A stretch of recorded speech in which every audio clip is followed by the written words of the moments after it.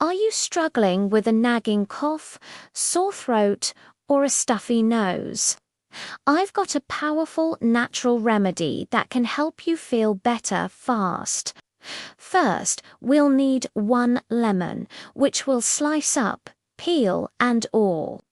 Next, grab a medium-sized onion and chop it into pieces. Our third ingredient is a piece of ginger. Just cut it into small bits.